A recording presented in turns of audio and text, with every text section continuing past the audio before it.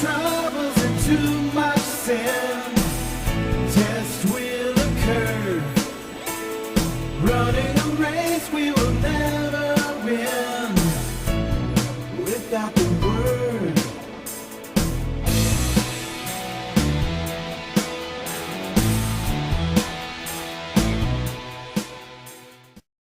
Good morning, good day, good evening, good overnight, whenever you happen to be listening to this. Welcome once again to Just Thoughts. Current events for February 2022. Not going to be doing a Bible study this time. We're going to be talking about the events that are going on the planet Earth now, specifically in North America, but we'll touch on some other things. Our world is going crazy, and people don't even seem to see it. I know very well what is written in our Father's Word that has to come to pass. But I don't think I've ever seen anything like what is going on currently. For the past month or so, I have been watching, monitoring what has been going on in Canada at the convoy for the freedom protest in Ottawa, Canada's capital city. I began watching this event happen from literally the first part of it, when the trucks and protesters began filing into Canada's capital city, greeted only by the Parliament buildings, the War Memorial, where the Tomb of the Unknown Soldier of Canada is laid, and a proud statue of the late Terry Fox, a Canadian hero and legend who inspired all of Canada and much of the world as he ran on a 1980s version prosthetic leg for 3,339 miles to raise money for cancer research after losing his own leg. Now, for 3+ weeks or so, the truckers and protesters held their ground in protest of the unlawful policies put upon them by their homeland government.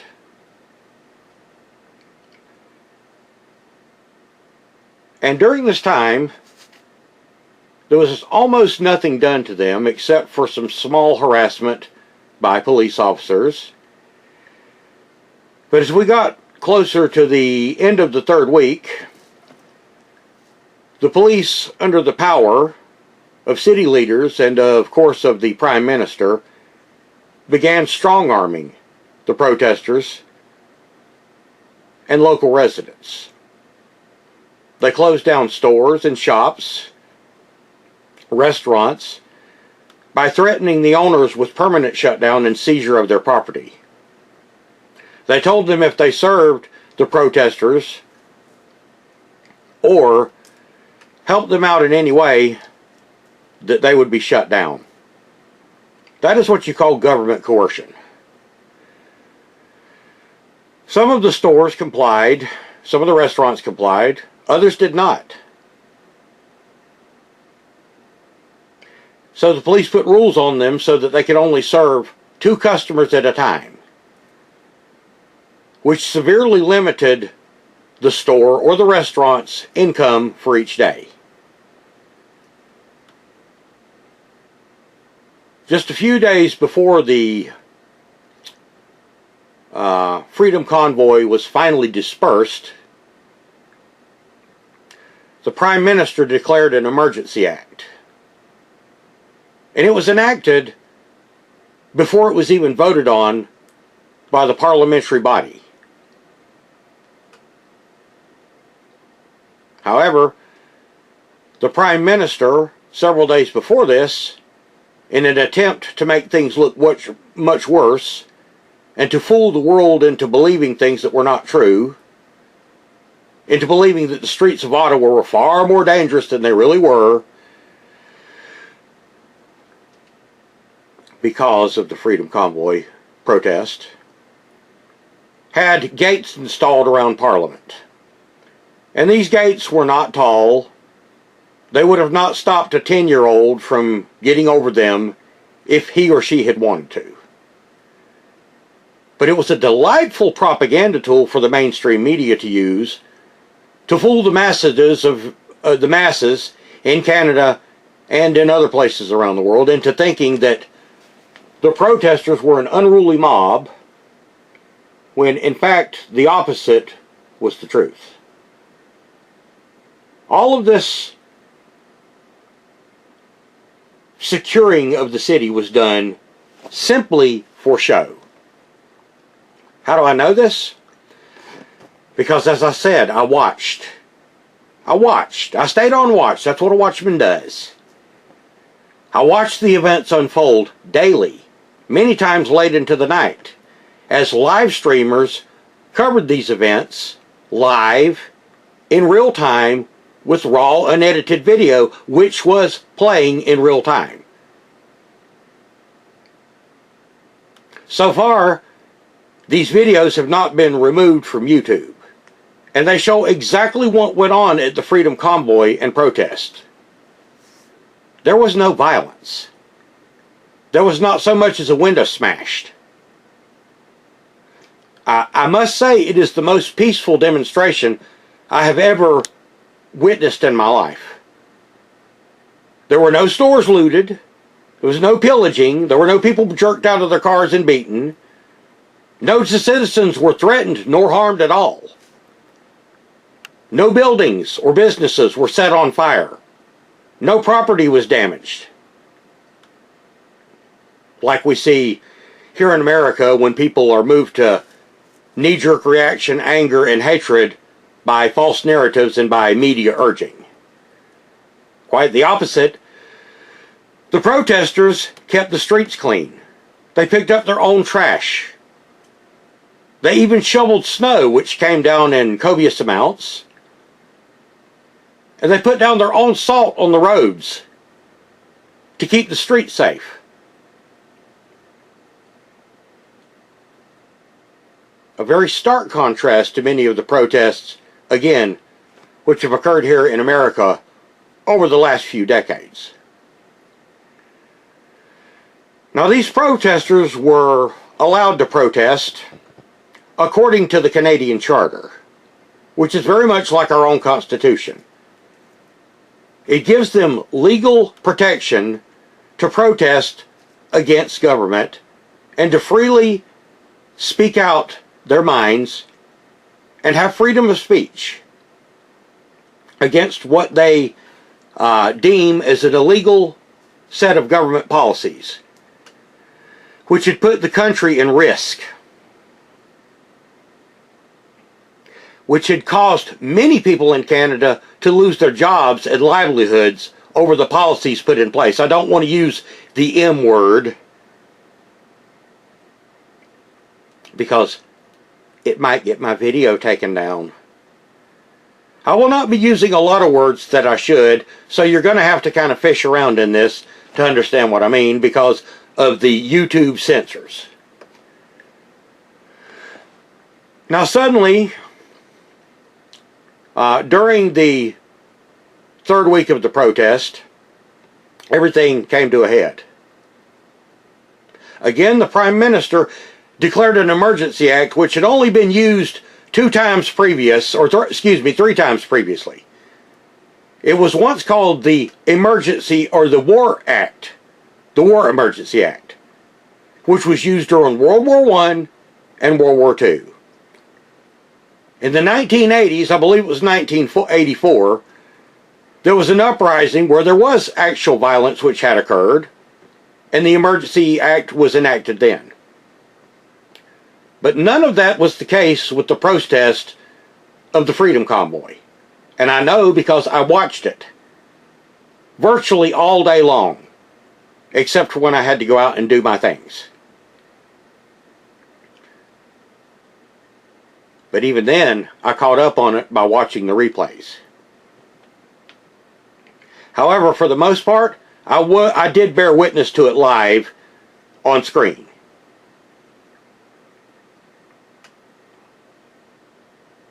Now, to top this off, the reason the Prime Minister of Canada, I'm not going to even speak his name because I don't feel like having the taste of crap on my tongue, but the Prime Minister blatantly got up and stood before the Parliament and told a bunch of bald-faced lies. He said that there were hate symbols, such as the swastika, which he claimed to have seen. And he said there were Confederate flags. Really, in Canada? And newsflash, the Confederate flag is not a symbol of hatred. It has only been turned into a symbol of hatred by the modern narratives of the world. But even so, I watched the events and all I saw was Canadian, American, Romanian, and French, and several countries' flags there, but not one swastika, that is to say the flag of the Third Reich, and not one Confederate flag did I see at any time. And I watched live streamers, sometimes having 3 channels open at the time, watching them walking around the city. And they didn't miss any areas. They went around the entire circumference of the city where every part of the protest was.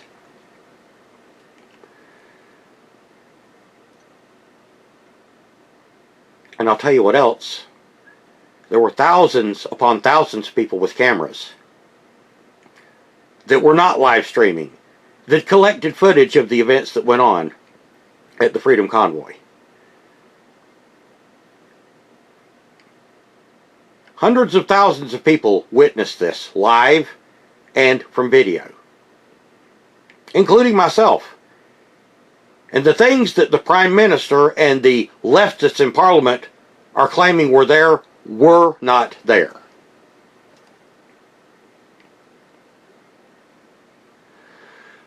There's an old saying that I've used many of times. It is a truth.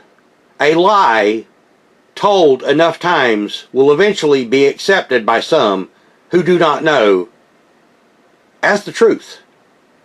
In other words, those who weren't there, all they've got to go on is what they see. And maybe they didn't know to watch YouTube. Maybe they only watched the crap TV channel up there, CTV, and whatever other channels there are up there. All owned by leftist media.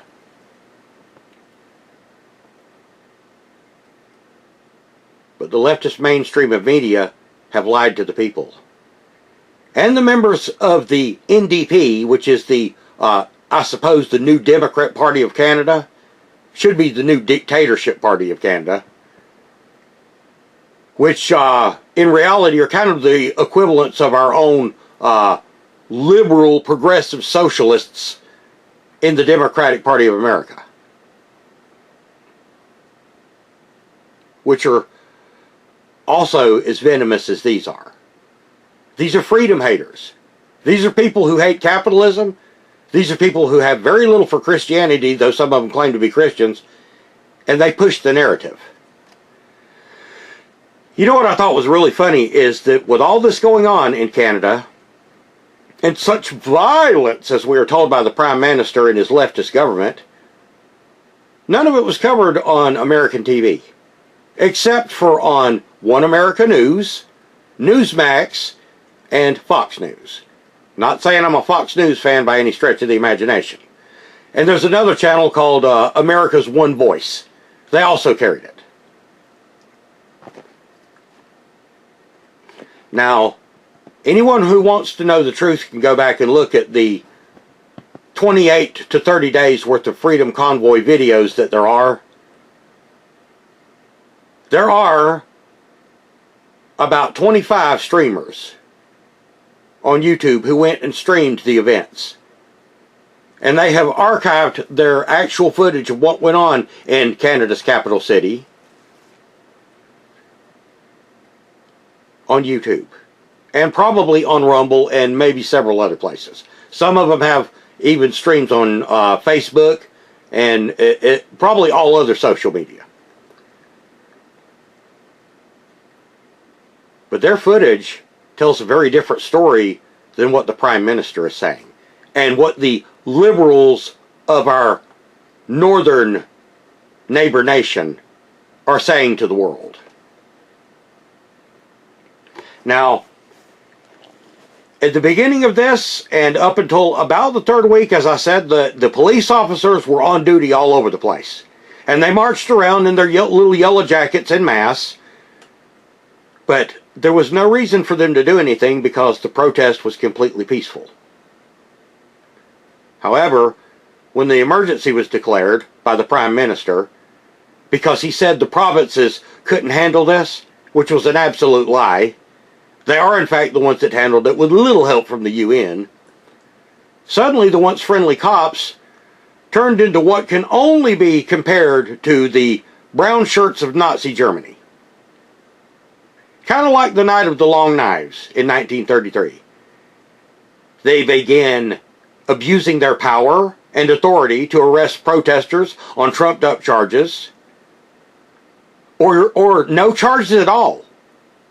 In other words, they didn't even get charged with anything. They arrested them, put them in cars, drove them out of town, and let them go. Didn't read them their rights. And this happened because all due process was suspended. And as this went on over the course of a few days, the police got even more brutal, kicking and beating and nightstick batoning this group of unarmed protesters, destroying their trucks and cars. They also had seized gas and generators and many things from them in the days before the end of the protest, that is. And they impounded cars and wrecked homes. In other words, the police state took over fully, and not only were they not content with just taking these people's property, their livelihood, that is to say, but now they seek to punish them. They took pictures of their license plates. They monitored the live streams. They know their names. They know where they live. And now they're going after them in full force, freezing bank accounts and everything else. That doesn't sound like a free nation to me. And the police that are taking part in this, to be honest with you, the things that I saw, many of them were acting as if they were soulless robots doing the bidding of their Führer.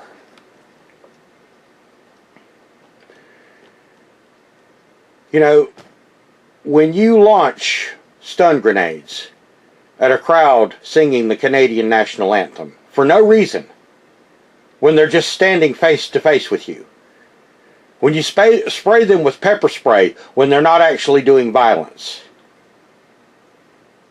you know, what does that say to you? I mean, such things would not be done to a BLM protest or an Antifa protest. No, quite the opposite. The Prime Minister went and knelt at a BLM protest and gave them a $10,000 check. That shows you where his loyalties are. I think the worst thing that I witnessed, and I saw this live as it happened in real time. Now there are videos of it up, and I have posted a couple of them on Just Thoughts page on Facebook. To top it off, policemen on horseback ran into the crowds and trampled a couple of protesters. One of which was an elderly, disabled woman of the Mohawk Nation. And to look at the protest, everybody says, oh, it was a bunch of misogynists and white supremacists, and it was a bunch of homosexual haters. Well, you know, I saw quite a lot of homosexual and transgender flags at the protest. Those were amongst the flag scene too. And I saw quite a lot of people from India, Native Americans, people from other countries such as Russia, Belarus. There were Sikhs.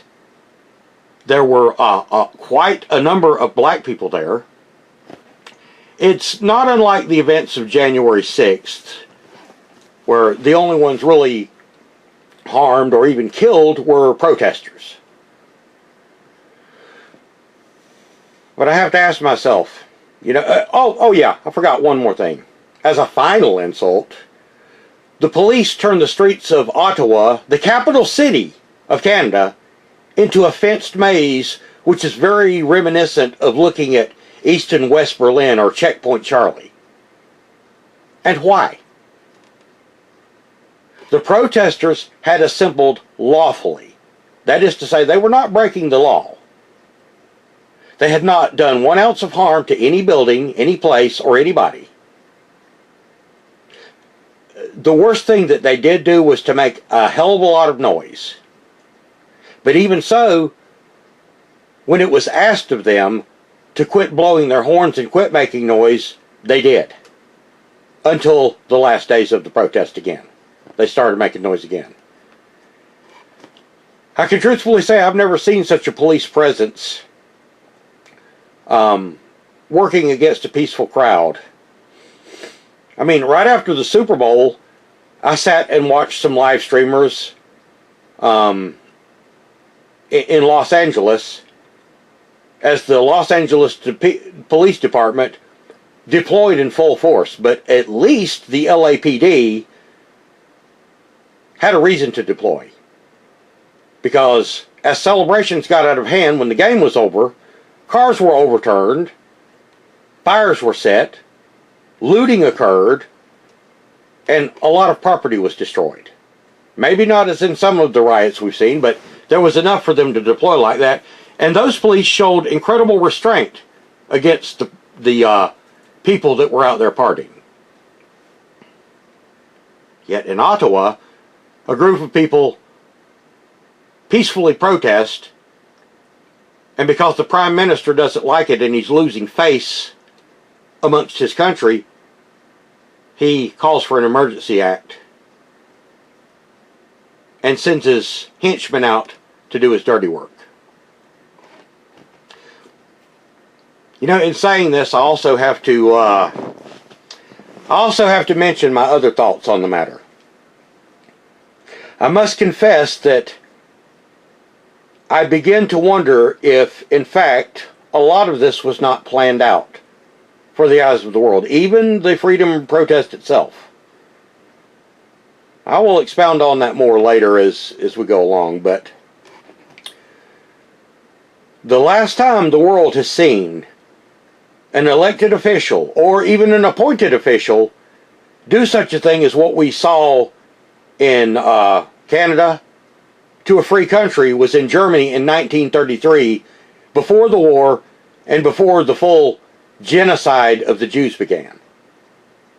I mean, it started out just about play by play what's going on here. And now, of course, the vote has happened, and the left has won, and this emergency law has been enacted, and they're going to go after people, like I said. They're going to freeze bank accounts. They're going to retaliate against people that dissented. That is not the mark of a free country. And while we're talking about things that I really think need to be mentioned,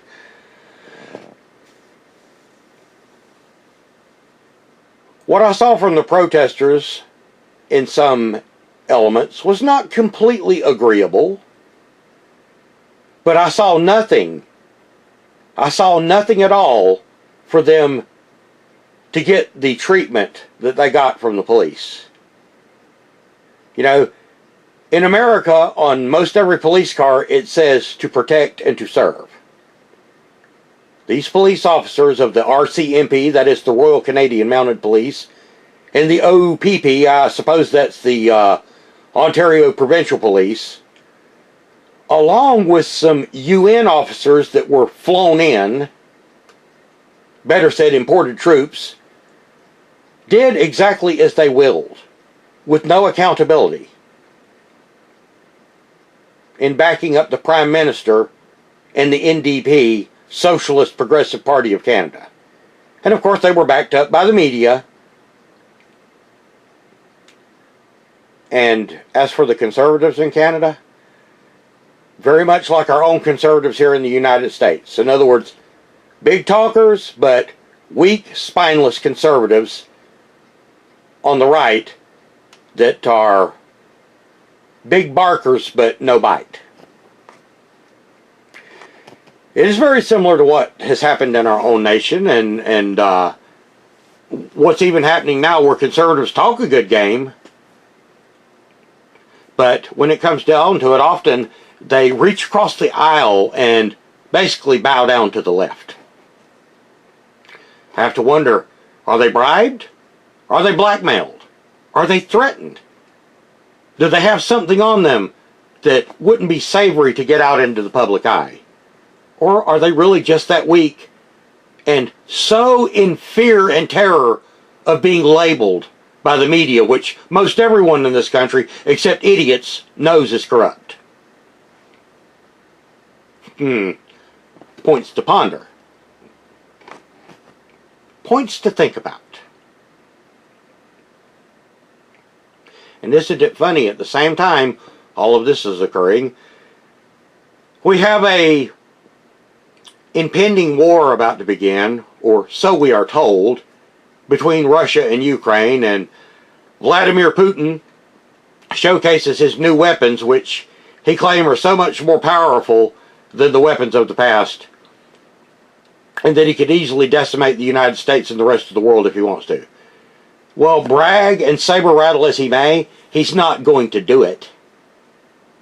Because even with our old weapons, we can quite handily and easily take out the Soviet Union, or the Russian Federation as it's now called, and a lot of other places if we were of a mind to.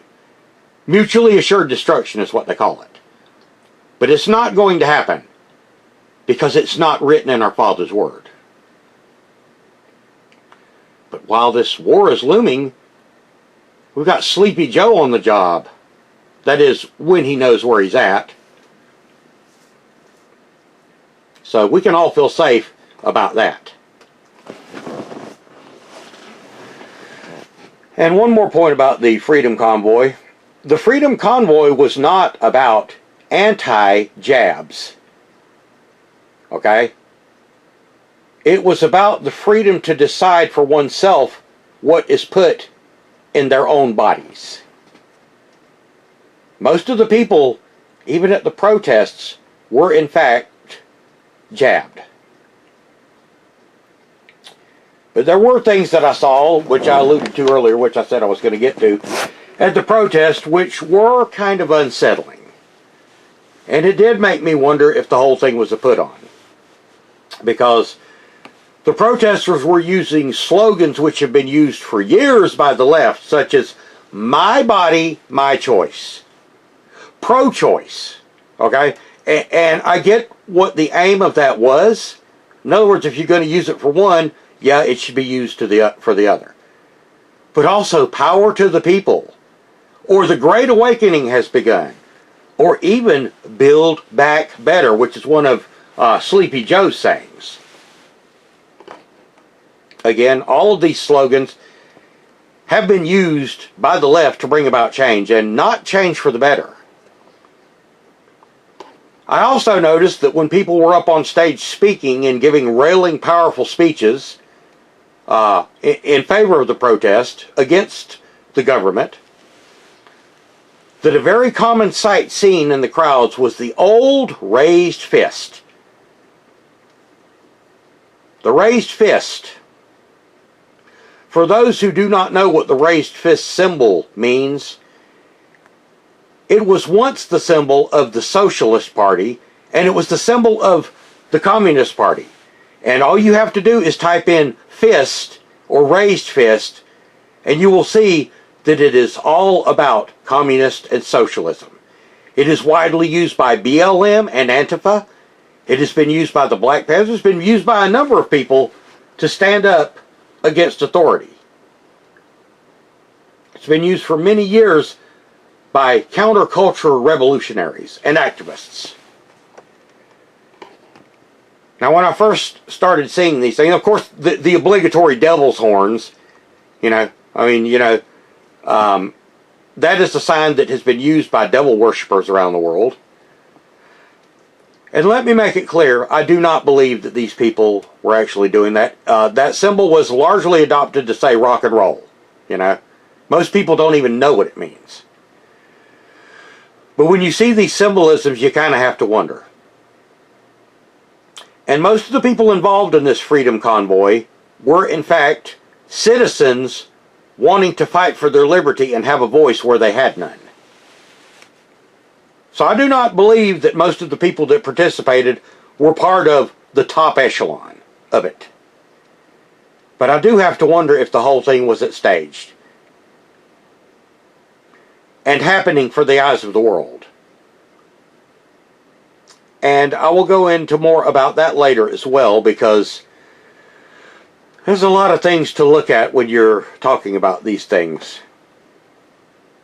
Despite the things I saw, and was at the time suspicious of, again, I realized that most of the participants are, in fact, and were, in fact, everyday Canadian citizens who were protesting unfair government policies.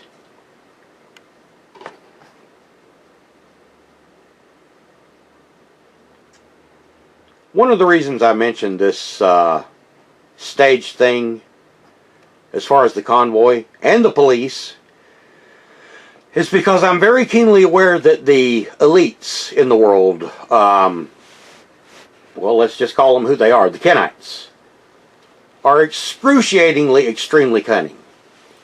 And they always play both sides of the field. This is one reason why they are so successful. They never lose. They always gain. It's like a Chinese finger trap. The more you resist, the tighter it grabs you. And the more you try to get out of it, if you don't know how to get out of a Chinese finger trap, resisting or pushing on it, the tighter it gets. And that is why the Kenites are so successful and keep taking more rights and gaining in freedom, gaining in power. I shouldn't have said freedom. Freedom has no article to do with what the Kenites have planned. But they're successful at it. They plan these things out probably years in advance, just like they sprung the whole current narrative illness upon us. So yeah, I have to wonder just how much of what we see happening in the world, yes, even outside the media and the politicians' lying lips, are ploys and happening to keep the noose tightening around our necks, because the Kenites do not take ground by miles. They take ground by inches. Inches become feet. Feet become yards or meters. And then those become kilometers or miles. And eventually their goal is achieved.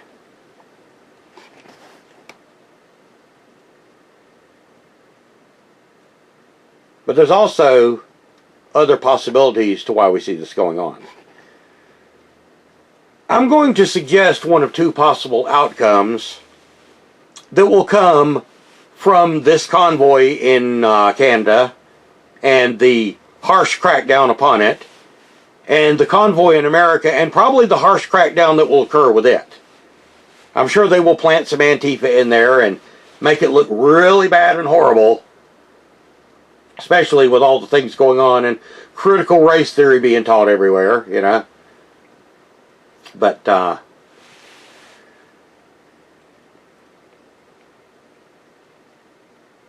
as I said, I'm going to suggest two possible outcomes for what has been going on since, well, it's been going on for a long time, but specifically I'm talking about since early 2020, when the current narrative started, and where it might possibly lead us.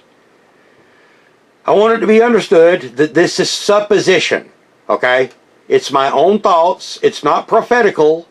It's not a prophecy. I'm not going to be like some of these people online who claim to be modern day prophets, and most certainly are not.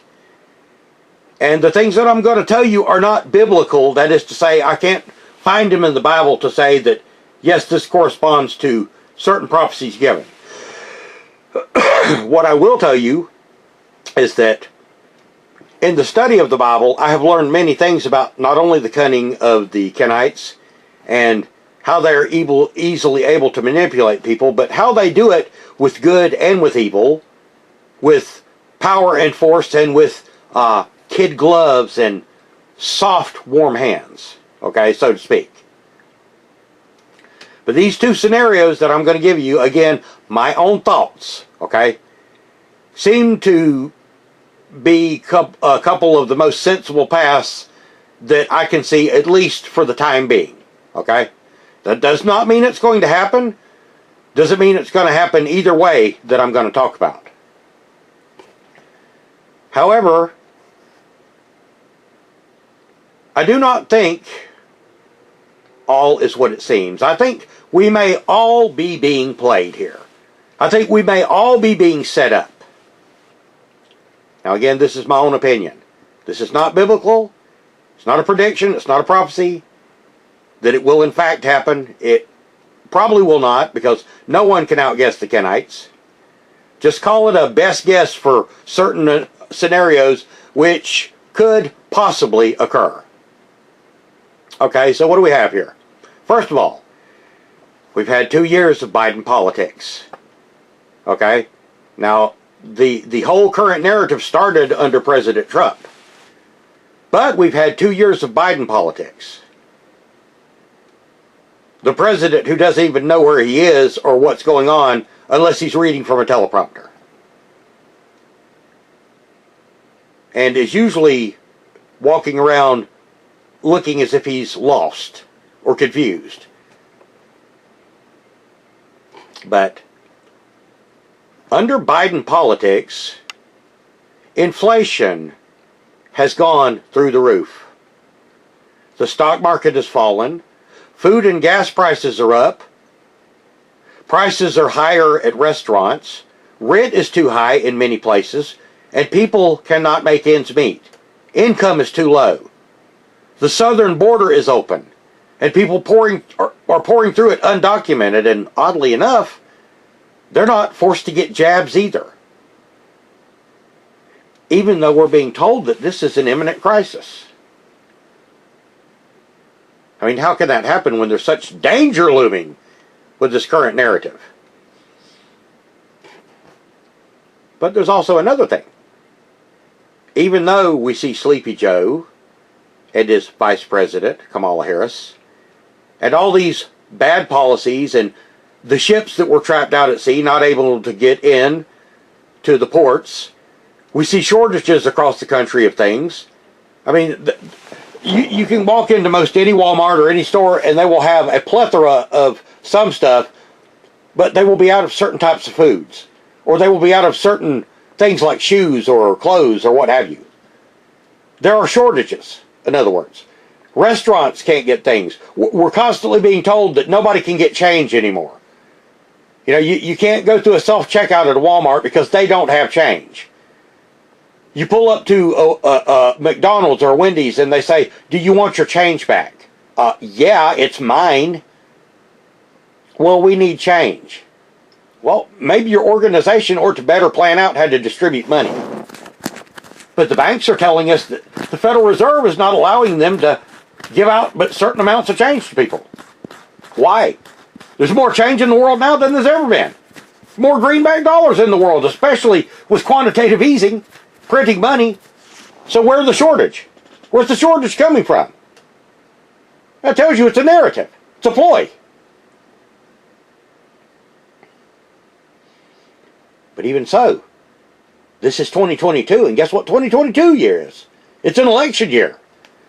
So now, a lot of the blue states across the country are backing off from their policies. They're backing off. Policies that have been in place since this narrative began. Naturally, again, I'm choosing my words carefully. because it might not sit well with the internet KGB on this particular medium of communication. But the economy is the worst it's been in over 40 years. The stock market is down. People are suffering more now than they ever have. People have lost jobs, and I realize jobs are coming back in some places. But some of the policies won't allow people to have jobs. And some of our first responders have been cast away, hailed as heroes at first, and now cast away because they don't want the jabs. By the time this presidential cycle of President Biden completes in 2024, America, having seen what has happened in Canada, and knowing what is going on in America and will probably happen at the convoy here, and knowing about the last election, are going to be much more vigilant. And it is not too far-fetched for me to imagine that former President Trump, Orange Man himself, is going to win a landslide election and be in the White House again. But then what? Well, I would imagine President Trump will stand up before America and say, "We did it! We did it! We made America great under my first presidency! We drained the swamp! Ha ha, yeah, right! And now we're back! We're back! A red wave is coming, we're back!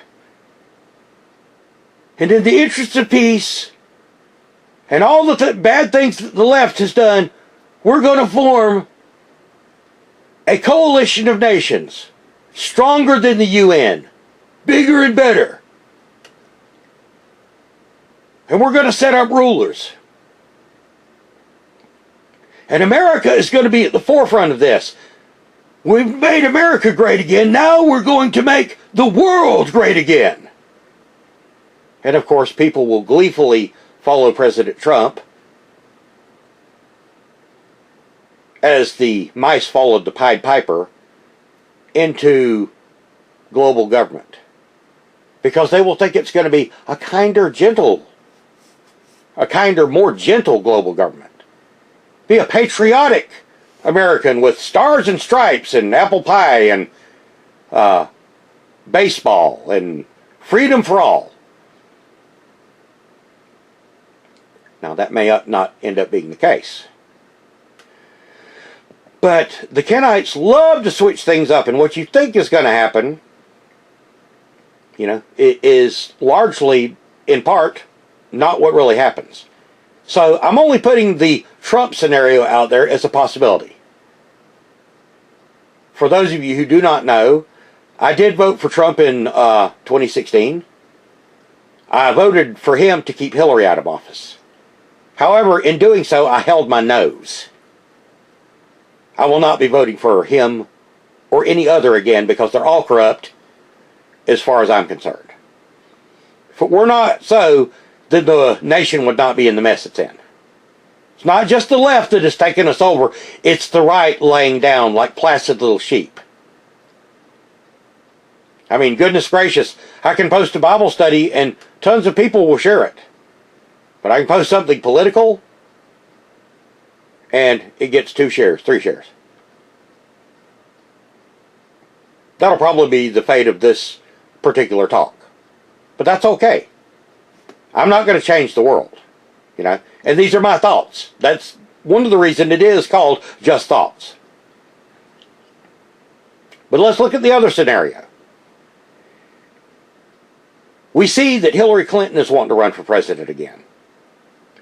It is not hard to imagine another big voting scandal and another big stolen election, so to speak, with a bunch of controversy around it, and seeing Hillary Clinton placed into the office of the president, and taking us headlong the way of Canada into full progressive socialism, borderline communism, if not full communism, with the ruthless power of government unleashed.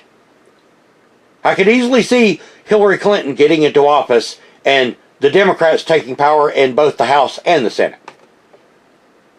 And even if they don't, one will not necessarily cancel out the other.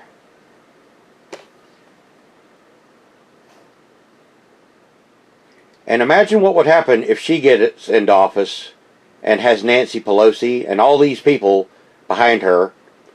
We could easily see a situation like is going on in Canada right now. Never forget this one thing, that over the years presidents have written more and more and more executive orders with each presidency. Biden has yet to write too many, but eventually someone will. And all it takes is the stroke of a pen. The pen is mightier than the sword, so they say. All it will take is a declaration of emergency here in America to lock down America. The only good thing is Americans are armed. And they might not take too kindly to that. However, that could also be outlawed with the stroke of a pen. Martial law could be declared with the stroke of a pen. Our military is not being trained in the way it's been trained before. Now many of them are being indoctrinated. Many have quit the Marines because of this indoctrination, and the Army and the Navy and the Air Force, and even the Coast Guard, because they don't agree with it. But the Kenites are cunning.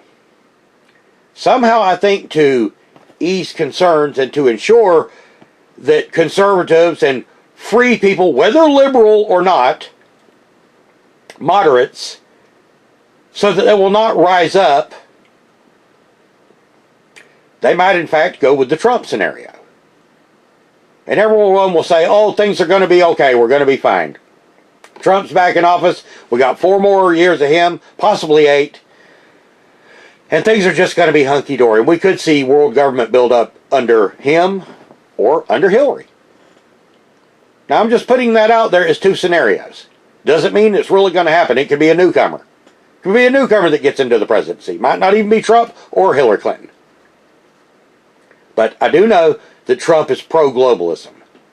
And I do know that people that want socialism or a kind of communism in this country think that American communism or American socialism will be different than all those that came before, when in fact it will not be.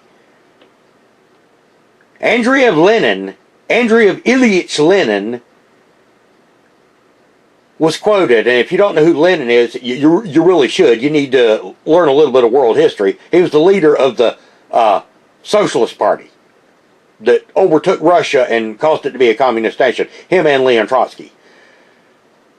But he himself said, the goal of socialism is communism. Now there are people that will say, yes, but Hitler was a socialist and he fought against the communists. Yeah, but he was also a megalomaniac, and he was genocidal. And he was largely wanting to expand his own borders.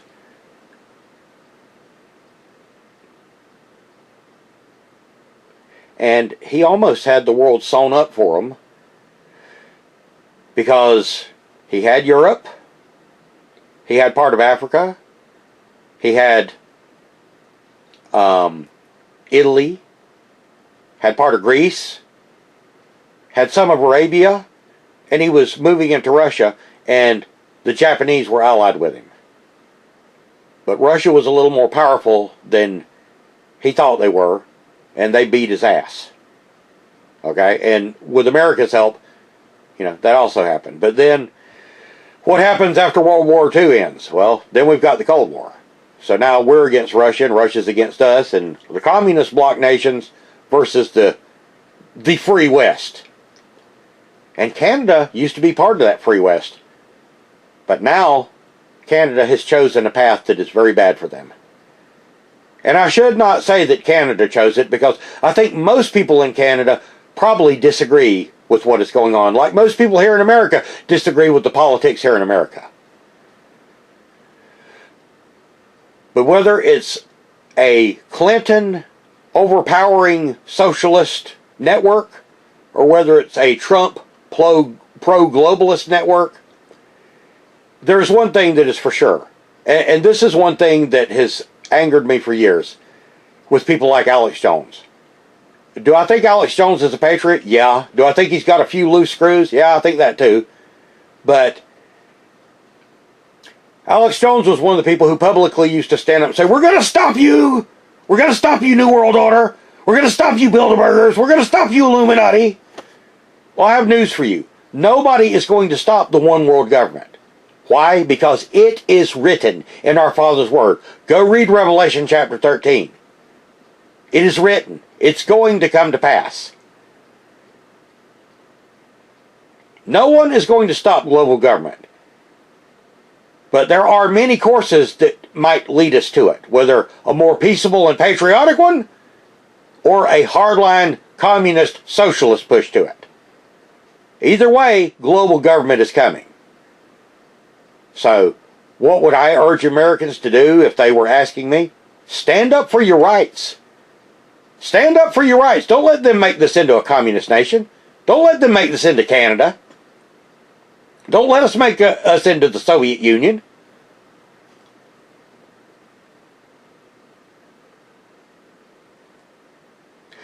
There's a lot that's bothersome about all this. I guess that's why they call it Mystery Babylon. Because we're building into Mystery Babylon now, and it is a great confusion. And people do confuse roles and sides here. Because you can't lump everything into red and blue. You can't lump everything into black and white. But you've got a bunch of people out there with narratives to divide and conquer, to separate the people one from another so that they won't stand together. And of course, that is going to equal the demise of our nation. We're going into global government whether the United States is strong or weak. Whether it's free or whether it's communist, we are going into global government. I do realize the beasts of Daniel and the beasts of Revelation, and the things that are said, the feet of the bear, which is to say a foundation of communism, the spots of the leopard, which is to say the Kenite in control, and the head of a lion. You know, and most people are going to think that, you know, the false Christ is the Lion of the tribe of Judah. But a lion is also a powerful animal, a very vicious animal when it kills. And it has a very strong mouth. And the media and the politicians have the floor at all times. The people on the right, that is to say the true right, not the alternative right, and not the rhino right. True right-wing conservatives who are Christians, who believe in capitalism, who believe in freedom for all people, who believe in equal rights and equity for all, are being silenced. They're not given a voice anymore.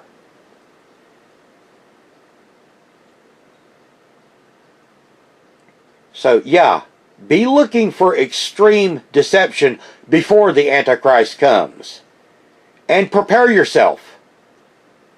Stock up. Make it so that if they do declare martial law nationwide, that you don't need to go out to the stores and get anything because you have it. You know, go watch some of the preppers on YouTube or Rumble or wherever. Go watch some of the prepping videos at what people do to prep. Learn how to prep. Learn how to store water. Learn what foods are good to get, what foods are long life. And don't believe the crap that most people will tell you. You know, one of the things about the convoy that I really liked was the way that people were in fact speaking out. But also with that, you have to realize that some of the things that they're speaking out are wholly against our Father's Word. Yet, in a free society such as we live in, such things have become the norm now. And they're not going to roll back. They're not going to be overturned. They're not going to be changed. There are many people that practice perversion in this country. and they think that it's completely normal. They don't see that it's wrong. And they're even very good people. You know, that's the really sad part about it. There are people that practice things and even believe the wrong ways that are very good people. Why? They're God's children.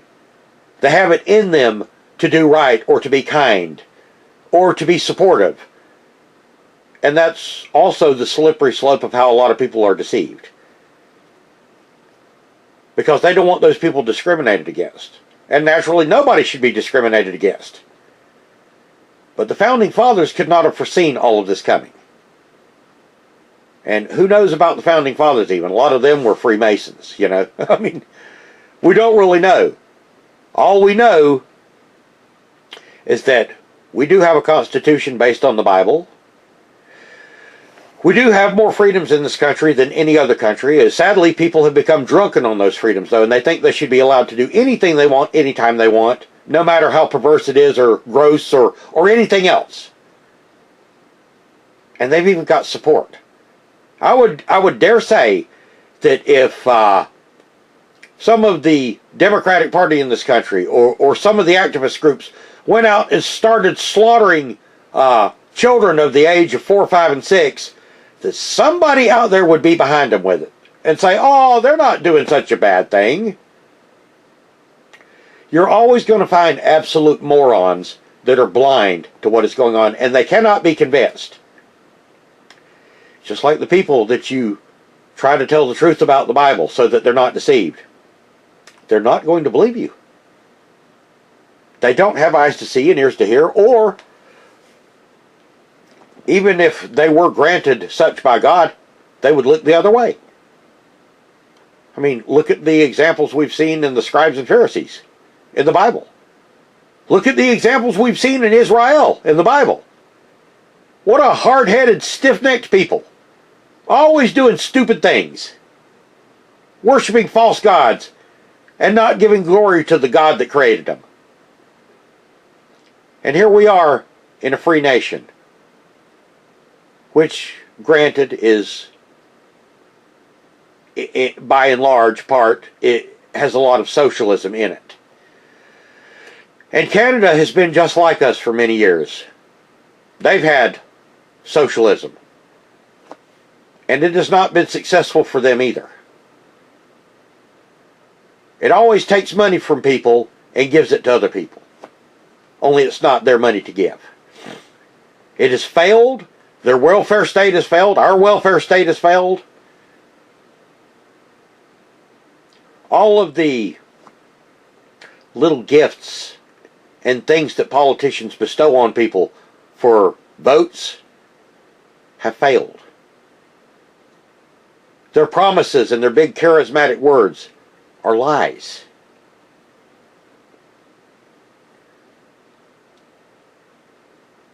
And now Canada has basically become a nation where people do not have the right to assemble, do not have the right to speak up, nor do they have free speech. And if they do, they will be put down by the police state. And not only will they be put down by the police state, but they will be punished afterwards for ever having taken part in standing up for their rights. And the same thing is just around the corner for Americans if Americans do not wake up. God made us free. God gave us liberty. These police officers up there in Canada that are following the bidding of the government and the Prime Minister are leading people into captivity. And they too are going into captivity. You know, just like it says. He that leadeth into captivity shall go into captivity. Naturally, that has a more prophetic connotation with the speaking and talking of the subject of Mystery Babylon and of the deception of the Antichrist. But it's still relative, even in our time. Because these people, these young kids that are coming out of college being brainwashed, and kids in school that are being brainwashed with socialism and hate and separatist ideas, when they grow up, they're going to be living in a nation that they can look back and see was free. And they're going to wonder why they're not free anymore. Look at the world around us, how everything is collapsing. You can't even go to a restaurant now, and people can't get the right order because they're so consumed. And look at how addicted people are to the freaking internet, you know? And I really probably shouldn't say anything about that, as I have spent a lot of time on the internet more recently. And I probably should have been teaching rather than doing what I was doing, but I was on watch. I wanted to see what happened in Canada, because it is a picture of tomorrow America, if something isn't done. Should we stand up for our rights? See, there's a whole coalition of Christians and people of faith that believe, hey, if we lie down like placid little sheep, we can make it happen faster than it's supposed to. We can bring this about by doing nothing. We can allow them to take us over and force the Antichrist to come, and it'll all be over. Sorry, but that's not the way it works. God has his time clock for when things are going to happen and how. And God dislikes socialism. Christ was not a socialist, as many idiots will try to tell you.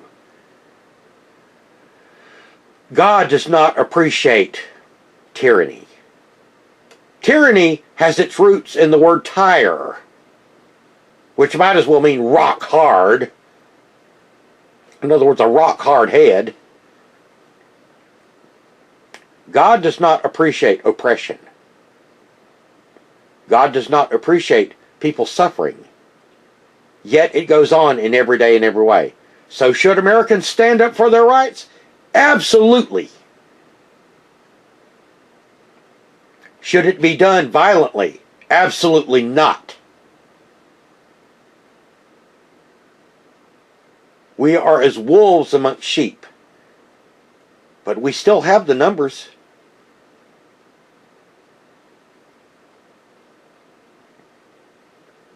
So what are these Christians that believe we should just lie down and let it happen, thinking that they're going to bring about sooner? Well, when they're living in a completely socialized America, when they have to have papers to cross over any state line, when guns are taken away, when your dollar is worth about as much as a penny, then they might begin to wake up and realize it. Do they realize it now? I guess not. Because so many people, like I said, don't want to even talk about this. Hush, hush, hush. Don't say anything out loud. Well, you have to kind of speak loud. You have to let socialists know that you're not going to be pushed around by them. And that's one reason I was in support of the convoy. However, was the convoy staged? I don't know. I don't know that it was or that it was not.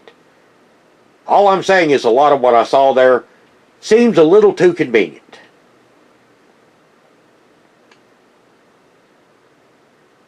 Indeed, I salute the freedom fighters of Canada. And I hope that they are able to restore their freedoms.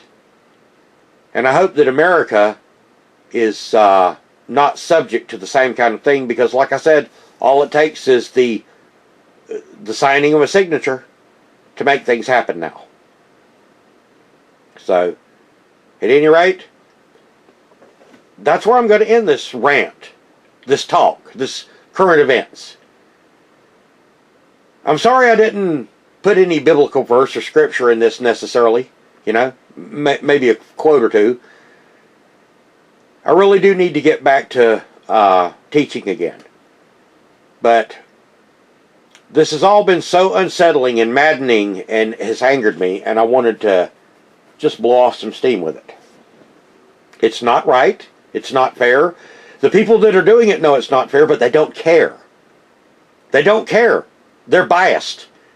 They're biased against the truth. They're biased against justice. They're biased against equity and equality. And they don't care because they're not subject to it. And the bad part is so many Americans are like, well, that doesn't affect me, so I'm not going to worry about it here. Well, you will worry about it when it comes here, because it can spill across that border quite easy.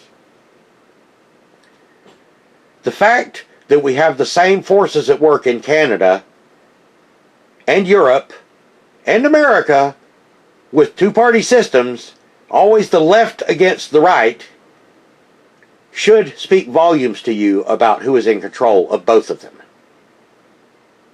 Right wing, left wing, all attached to the same bird.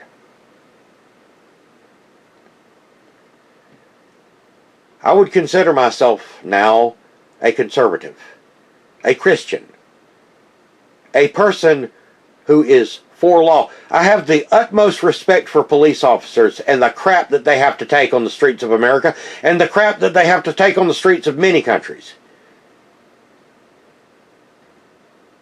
But when those police officers are turned into soldiers of a totalitarian government and obey without question its rules and have no conscience to them about it and just do it because they're afraid for their own lives or for what might happen to them, how are they any different than the Germans who were caught up in the Third Reich who did not want to be? They waited until it was too late and Hitler had too much power and the brown shirts and the Gestapo were walking the streets to speak up. And when they spoke up, they were killed. And when the others saw them killed, that they stayed quiet. They were afraid. You going to let that happen to America? This is one nation under God. God gave us this great promised land. And America deserves to be free. And I don't mean free in only the sense of saying it's free and still having oppression. I mean free the way it's supposed to be. So, that's where I'm going to end this. Please let me remind you to stay in your Father's Word every day. This is something that, I have been studying. I've been looking largely at history lately. But I've also been studying the Bible. I just haven't been able to do many studies because of time constraints, because of events going on in my life. I know that I've been saying this over now for about, several months. But there is a trouble going on with me. And it's not that I don't want to teach our Father's Word. I do. I have not had time. And I need to make time. But every time I try to make time, other things happen. And it's like all of a sudden the boat I'm in has got a bunch of holes in it and it's trying to sink on me and I'm trying to patch the holes and then another one happens. And it's not God doing it to me and it's not destiny or fate. It's just that sometimes life becomes overwhelming. I know this because I am in contact from time to time with those of you who ask for prayer. And I do listen to what you're praying for. I do listen to your requests. A lot of people are lost now. Because it seems like the Christian is just being trounced on. And not only is the Christian being trounced on, but the world is trouncing on people. And people have ailments. They have troubles. They have financial troubles. They have just seems to be the worst run of luck in the world. And I can certainly identify with that. That's kind of what's going on with me, so to speak. But I'm all right. I know that our Father is going to see me through it, and I know that I'll be back where I'm supposed to be. For the time being, I have 717 lectures up on the channel, 1,700 rants and studies, most of them studies. And, there's plenty to listen to. And I will get back to teaching. I just have things to work out in my life right now. And I've got to get back into a place where I can even have time to do it and can sit and really meditate on it. One of the worst things that's happened to me recently is I answered a question for a very nice lady and I completely messed up the answer. I have so many things on my mind till I went and I even reread the chapter the lady was referring to. And even rereading it, I had so many things going on in my head till I completely confused a seed line and a genealogy and the relevance of it. And, all I could do is just apologize and, we all make mistakes. We all trip and fall. And what we have to do is get back up and brush ourselves off. And basically that's what I'm trying to do now. And when I do, I'm coming back with a vengeance, and I'll be putting the Bible studies out more and more. But for right now, this is just where I'm at. But again, stay in your Father's Word every day. Certainly every week if you can't stay in it every day. At least study. Even if you're not cut out to be a teacher, even if you're not cut out to plant seeds, study your Father's Word. Do the best you can. Use the tools afforded to us to study our Father's Word. The Strong's Exhaustive Concordance, the J.P. Green's Interlinear, the E.W. Bullinger Companion Bible, Smith's Bible Dictionary, Septuagint, Masoretic Texts, the Greek Blue Letter Lexicon Online Bible, the Online Interlinear. It's not exactly right, but it's close enough. Use the tools God gave us to study His Word so that you can understand. But first and foremost, ask our Father for guidance and wisdom as you undertake the study of His Word. And brothers and sisters, always remember to pray for those that are walking in darkness, because God knows it is a plague now in the world. So, we'll see you again before too long on the next Just Thoughts. So, may God bless you, and thank you for listening.